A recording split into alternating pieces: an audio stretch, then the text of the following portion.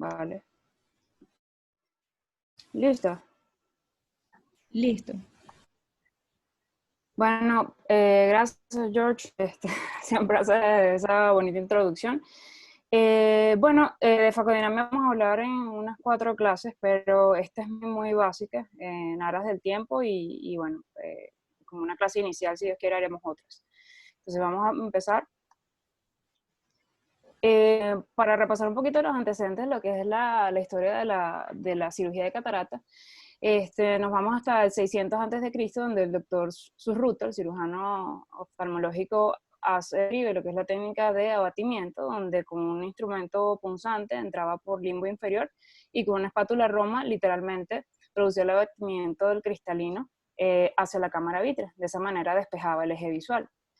A unos 10 siglos atrás, en el siglo X, el doctor Ahmad Ibn Ali habla de la técnica de la pipeta, que es como uno de los primeros antecedentes de la cirugía de facomulsificación, porque realmente se produce una succión de lo que era el material cristaliniano. En 1747 el doctor francés Jacques Deviel realmente produce un cambio en lo que es la cirugía de catarata, describiendo y practicando la técnica de cirugía extracapsular, donde, como ven en la imagen, era la época donde no había toalcia. Y él describe su cirugía, su técnica, haciendo una incisión de 11 o 12 milímetros. Y tenía los otros 3 ayudantes, pero era para agarrar al paciente precisamente porque no tenían anestesia. Y bueno, en 1967, el gran Charles Kellman, inspirado en lo que era el instrumento de ultrasonido subodontólogo, inventa la técnica de facomulsificación, pero no fue ampliamente utilizada ni aceptada, sino casi 20 años después. Y bueno, en honor a él vamos a hablar un poco de lo que es la cirugía de facomulsificación. Elman. Bueno, la cirugía capsular es una cirugía muy bonita. Lo que pasa es que es una cirugía que es mucho más laboriosa. Hay que ser grande de 11 a 12 milímetros, por lo tanto requiere varias suturas. Y hacer una técnica mucho más invasiva, pues el postoperatorio se traduce en mayor astigmatismo y mayor inflamación. Y es preciso que la recuperación visual del paciente es mucho más lenta y operar el segundo ojo pues va a tomar un poco más tiempo. Allí no crean que soy tan rápido operando, ¿no? Pero lo un poquito más rápido para en el video. La ventaja que tiene pues no requiere equipos tan costosos como el equipo de la facomulsificación. En lo que corresponde a la técnica de Faco, pues la gran mayoría de las incisiones son menores de 3 milímetros, estamos hablando de incisiones ya por el orden de los 2.4 milímetros. Cuando se realiza una técnica de coincisión principal, esta misma es autosellante, que se traduce en que no requiere sutura, por lo tanto el postoperatorio muchísimo menor astigmatismo y al disminuir el tiempo quirúrgico, pues menor incisión. Y podemos hablar de una recuperación visual rápida e inmediata en los cirujanos que operan con anestesia tópica, porque también se puede operar con goticas este tipo de cirugía. Pues una técnica equipo-dependiente, no solamente que depende de lo que es del cirujano con el equipo de Faco, sino del cirujano con su equipo de trabajo. Me refiero al instrumentista, a la circulante, a los mismos residentes, forman parte del equipo de quirófano. En un momento la curva de aprendizaje es un poco más empinada, pero a medida que vamos poniendo dedicación, esfuerzo y entrenamiento, pues la curva se aplana. Entonces, básicamente, ¿qué es lo que tenemos que aprender? Bueno, usar los 2 pies y las 2 manos. El doctor Virgilio Centurión habla de que es preferible utilizar el pie derecho o el pie diestro para el control del aparato y el pie izquierdo para el control del microscopio. Pero no podemos olvidar el uso de escuchar, no solo en la cirugía, sino en la vida, pero tenemos que escuchar porque el aparato habla con sonidos. O sea, el aparato con sus sonidos nos dice, estoy haciendo Faco, estoy en modo pulso, estoy en modo burst, tengo la punta ocluida. Entonces, meter nuestra curva de aprendizaje.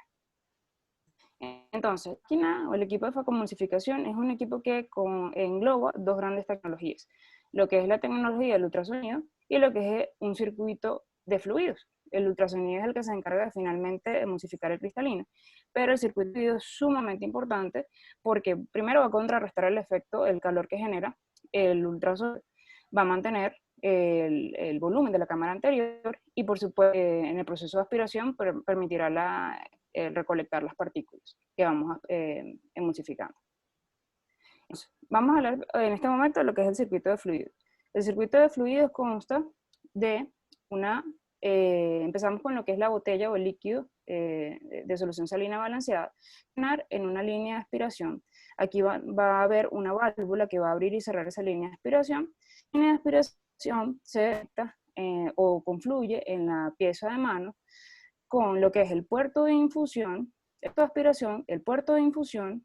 Aquí en esta pieza de mano también está el ultrasonido y tenemos finalmente la aspiración que va a la bomba.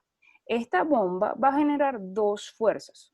Una fuerza que llamamos aspiración, que básicamente es el líquido que sale por minuto, es el volumen que deja la cámara, y en cristiano es la fuerza que se va a encargar de atraer fragmentos a la punta. Y va a generar otra fuerza, que es el vacío. Básicamente vacío, científicamente, es presión por debajo de la presión atmosférica. Realmente el vacío es una presión negativa, pero por efectos de practicidad, en todos los equipos de FACO lo vas a ver como un valor positivo. Y para nosotros, ¿qué significa vacío? La fuerza que nos va a sostener los fragmentos. El pedal viene siendo la manera como el cirujano se comunica con su equipo. El pedal va a tener cuatro posiciones básicas, que son sumatorias, no son excluyentes. Empezamos con la posición 0, donde estamos al tope de su desplazamiento vertical, estamos en la parte más alta. Y eso significa que la válvula de irrigación se encuentra cerrada. Es decir, puedo tener la pieza de mano dentro de la cámara anterior, pero no tengo comunicación del circuito de fluidos con el ojo. Cuando yo desciendo ligeramente en mi posición vertical, entro en lo que se llama la posición 1. La posición 1 viene el momento en que yo abro esa válvula de la línea de irrigación. Por lo tanto, el líquido que viene de la botella va a bajar y entra en la cámara anterior. Cuando desciendo más al pedal, voy a encender la bomba. ¿Qué significa eso? Que va a haber aspiración de líquido, sin dejar de ver irrigación. Se suma la irrigación, se suma la aspiración. Cuando llego finalmente a la posición 3, se activa el equipo de ultrasonido como tal.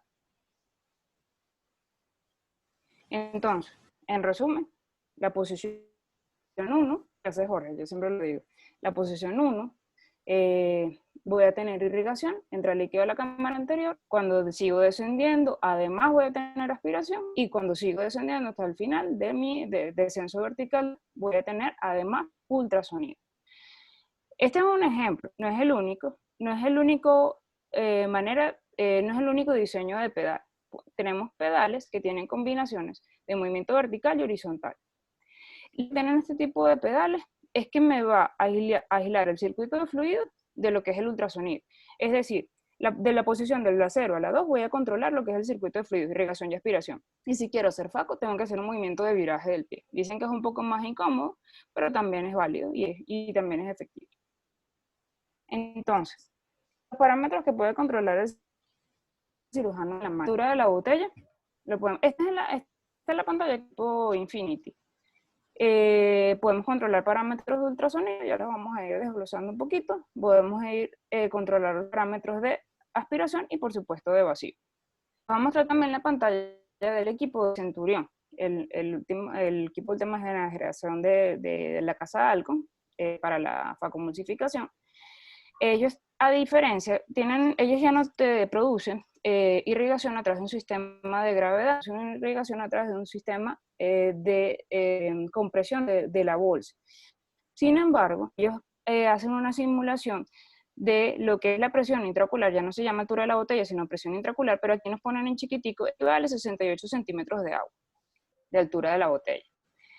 Podemos controlar los parámetros ultrasonido y, por supuesto, los parámetros de sonido vacío.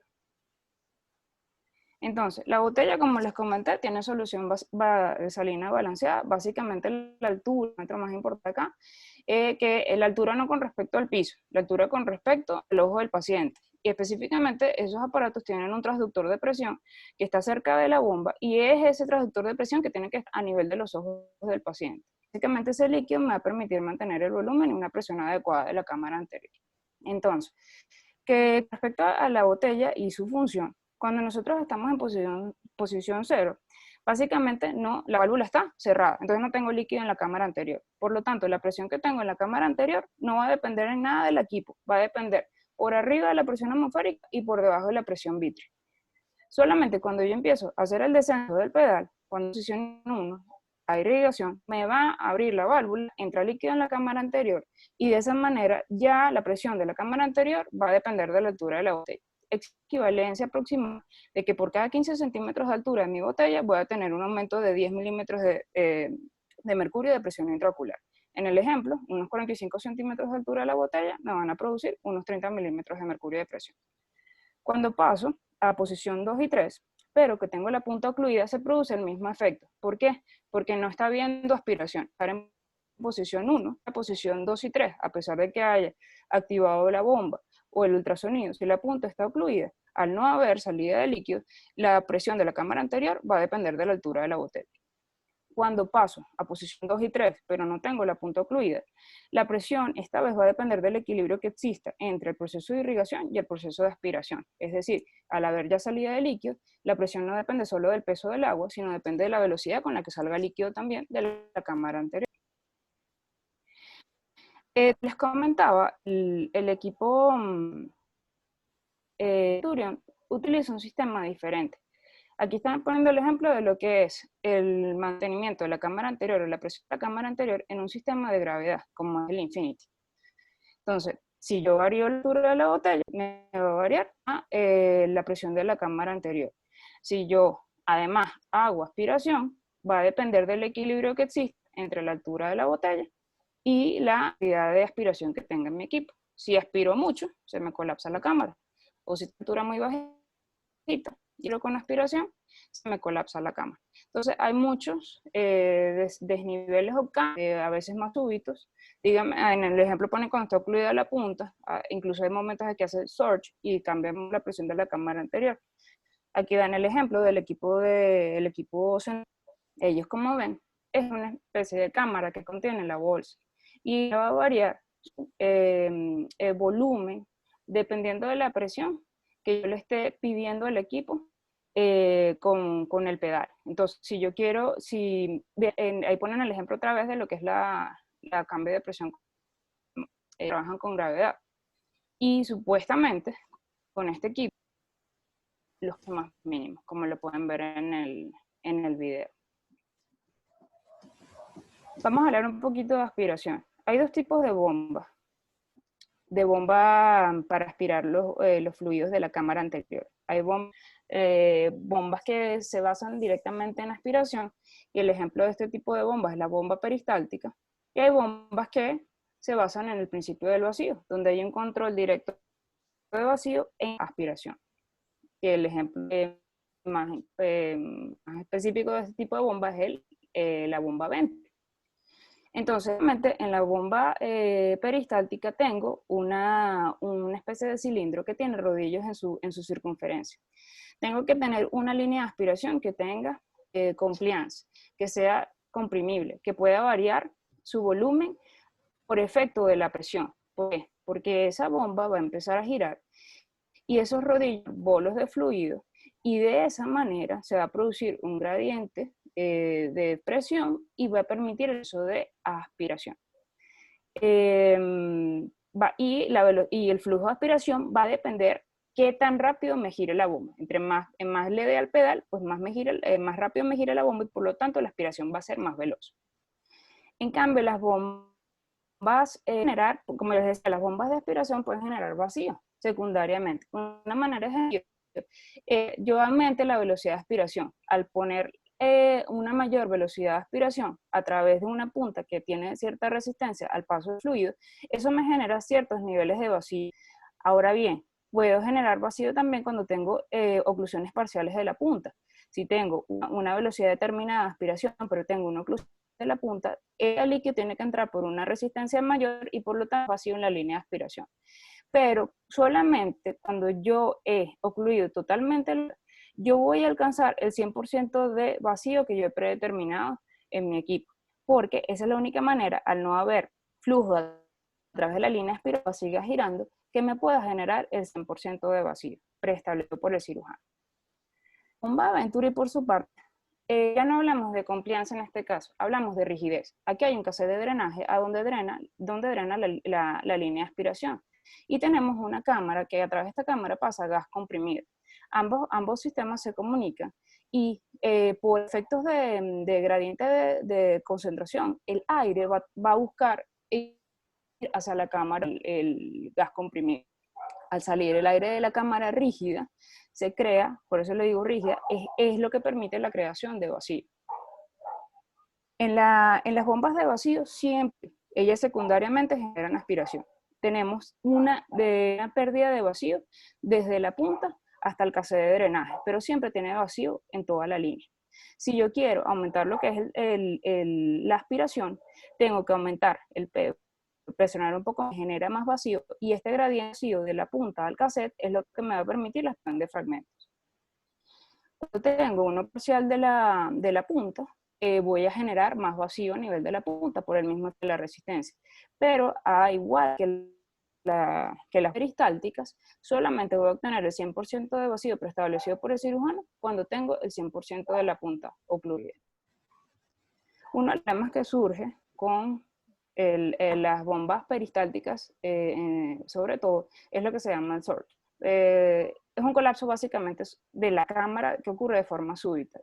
¿Y a qué se debe? Se debe, como les comenté, las bombas peristálticas necesitan tubos compliantes, tubos que se puedan colapsar al momento de producir la expresión para que pueda producirse el movimiento del fluido. Pero eso tiene la desventaja de cuando hay una oclusión de la punta y no está pudiendo ser aspirado el fragmento, se genera un gran vacío a nivel de la línea de aspiración. Cuando finalmente este fragmento es aspirado de forma súbita, se produce una fuerza, esa fuerza contenida produce una expansión de lo que era el tubo, se produce el colapso de la cámara. Entonces, cuando se pierde el vacío porque entró el fragmento, yo no he cambiado la altura de la botella era la misma, o sea que tengo la misma irrigación, pero se produjo un aumento súbito del flujo, de la salida del líquido de la cámara anterior, y es cuando se ocurre el colapso de la cámara. Entonces, cuando tenemos colapso de la cámara, podemos hacer dos cosas: aumentar la altura de la botella para aumentar este factor de acá a un equilibrio con la salida, y lo otro es bajar un poquito los niveles de vacío para que no esa súbita reexpansión y colapso de la línea de aspiración. Hablar un poquito de la otra fuerza o el otro técnico que tiene el equipo de facomulsificación, que es el ultrasonido. El ultrasonido básicamente consiste en cuando se producen más de 20.000 oscilaciones por segundo. ¿Cómo el ultrasonido es capaz de producir la emulsificación del fluido? Es una de las técnicas de lo que lo explica, es lo que se llama el efecto Jack-Hammer, que es el efecto mecánico de golpear el fragmento. Pero otro de los elementos que lo explica es la formación de las microburbujas de cavitación. Como lo ven allí, existe la teoría que esas microburbujas implosionan lo que diluye finalmente. La pieza, generalmente, dependiendo de la marca del equipo, puede oscilar entre 25.000 y 60 veces por segundo. Ella va a tener en la punta, como les digo, esa punta va a tener un movimiento antero-posterior. Y cuando hablamos de poder de Faco, va a ser el movimiento, ¿cuánto se desplaza? Este movimiento está en el sentido antero-posterior. Si yo aumento el pedal, en la máquina le pido mayor poder de Faco, me va a aumentar el voltaje en la pieza de mano y va a hacer que esta pieza se desplace más en sentido antero-posterior. Entonces, el máximo es 0,4 micras para aumentar el poder de Faco. Pero eso es lo que ocurre tradicionalmente. Sin embargo, se han creado nuevas tecnologías y nuevas maneras de utilizar el ultrasonido. Como comentaba, de manera tradicional, antero-posterior. Sin embargo, existe el movimiento torso, que es un movimiento lateral, punta de la mano. Entonces, vamos a este video. ¿Qué ventaja tiene el torsional? El movimiento torsional, al no ser un movimiento antero-posterior, no empuja los fragmentos. Es un movimiento que se describe de cizallamiento. Al no empujar el fragmento, bien, constantemente se puede reposicionar el fragmento, y de esa manera es mucho más eficiente el proceso de facomulsificación.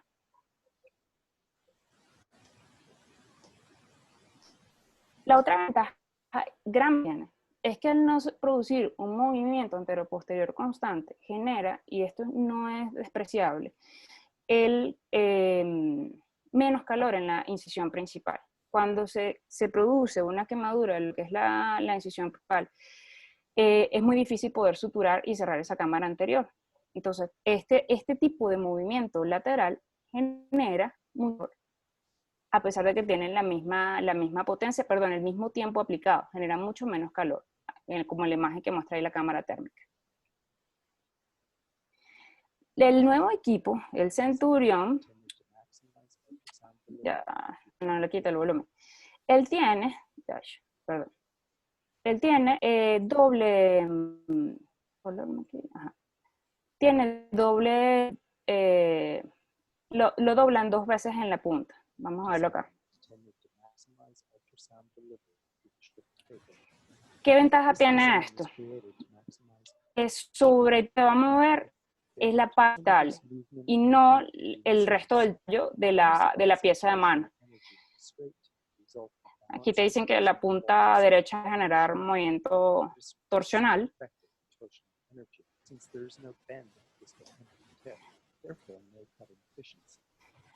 Para producir movimiento torsional tenemos que producir un pequeño ángulo como la punta de Kellman.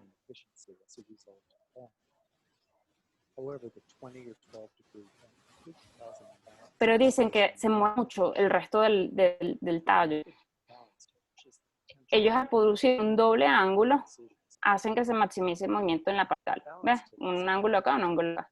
Y supuestamente se mueve menos el eje de la mano, de la aguja. Ok, y bueno, básicamente el ultrasonido lo podemos suministrar de diferentes maneras. Lo podemos suministrar de forma continua, lo podemos suministrar dividido en paquetes de energía. De forma continua lo podemos suministrar de 2 maneras. Fijo, es decir, que cuando yo entro en posición 3 del pedal, lo que tengo preestablecido en la máquina de ultrasonido es lo que me va a suministrar durante todo el recorrido del pedal. Cuando lo pongo lineal, lo que va a suceder es que cuando yo empiezo en la posición 3, me va a producir cierto nivel de ultrasonido hasta llegar al 100% mi ultrasonido establecido cuando llego al tope de mi posición 3. Otras maneras de suministrar ultrasonido que dicen que son eficientes porque también evita la repulsión de los fragmentos y disminuye el calentamiento de la incisión principal porque hay ciertos niveles donde se descansa el ultrasonido, ciertos momentos, son en el método pulsado o el método Bors. El método pulsado me suministra la energía en paquetes y esos paquetes están divididos por unidades de tiempo fijas. Y tú puedes decir cuántos pulsos quiero por segundo. Y el método Bors, parecido al anterior, es una mezcla de anteriores. Empieza como un pulsado, pero la separación es mayor entre los paquetes de energía al inicio de mi descenso del pedal. Pero a medida que ando más el pedal, cada vez va a producir una menor separación hasta que llego a prácticamente tener ultrasonido de forma continua. Estas técnicas, como les comentaba, la ventaja que tienen es que disipan más el calor y repelen menos los fragmentos. Bueno, como les comentaba, esta era una clase introductoria y no quería fastidiarlos mucho, pero podemos hacer otras más con detalles sobre la tecnología de los equipos. Si tienen alguna pregunta. Bueno, excelente, Vanessa. Muy bueno, excelente. ¿Alguna duda de los residentes? ¿Alguna pregunta que quieran, alguna aclaratoria que quieran de la doctora Vanessa? ¿Me oyen? Sí, Sí, doctor. de verdad súper buena, doctora. Muy entendible, Sí. didáctica. Hay cosas que no tenía tan claras, pero ahorita las entendí. Muy buena. Qué bueno, qué bueno. Sí, una cosa importante es que hay que, como dijo Jorge y como decía nuestro profesor Guillermo, hay que familiarizarse con los equipos, es decir, hacer cabina. Porque, por ejemplo, yo tengo la oportunidad de tener, por ejemplo, el Infinity en la clínica, tengo el Constellation en la clínica, que son 2 equipos de la misma compañía, algo, y sin embargo tienen algunas diferencias. Entonces uno tiene que conocer cuáles son las características de cada equipo, que si es peristáltico o si es Venturi, porque siempre hay algunas variaciones. El equipo que tenemos en el hospital es completamente diferente, entonces uno tiene que, sobre todo los residentes, cuando vayan a operar, tienen que empezar desde el chequear el microscopio, ver cómo están los objetivos, ver su distancia interpupilar, familiarizarse con el pedal, porque después que están montados en el avión, entonces no consiguen los pedales, no consiguen el zoom, no consiguen el foco y no consiguen cómo mover el microscopio. Y bueno, entonces eso es un factor más de estrés que se suma al estrés de que están comenzando. Entonces hay que chequear al microscopio, distancia interpupilar, los oculares, hay que ver cómo están los pedales, hay que ver luego el pedal de Faco, cómo funciona, las diferentes posiciones que tiene el pedal de Faco. Incluso eso tienen que hacerlo sin paciente. O sea, darle ese pedal y buscar los botones y sin estar operando, porque tienen que familiarizarse con todo eso. Y eso es difícil. Cuando uno está estresado y ansioso con un paciente ahí, uno se le pierde el pedal, se le pierde el foco, se le pierde el zoom, se le pierde todo. Entonces hay que hacerlo con tiempo y familiarizarse con cada equipo, porque cada equipo es diferente. Saber qué tipo de bomba tiene el equipo que vamos a utilizar, porque no es lo mismo utilizar un aparato que tiene una bomba Venturi que una bomba peristáltica, ¿no? Ajá. La bomba peristáltica es un poquito menos agresiva que la Venturi, por lo cual tienen que saber que tienen que tener el control del pedal de su pie derecho perfecto, porque una pisada de chola, coloquialmente hablando, puede ser un desastre. Entonces uno también tiene que ir tanteando el pedal y saber qué tipo de bomba tiene el equipo que estás utilizando. Particularmente yo opero descalzo, ¿ok? Creo que me da más sensibilidad en el pie para saber esos pequeños cambios que vas a tener en el pedal y también conocer los sonidos de tu equipo, ¿ok? Como dice el doctor, inclusive en aparatos de la misma marca como el Infinity y el Constellation, los sonidos que vienen preseteados de fábrica son diferentes, tanto para la aspiración como para la irrigación, como para el Faco.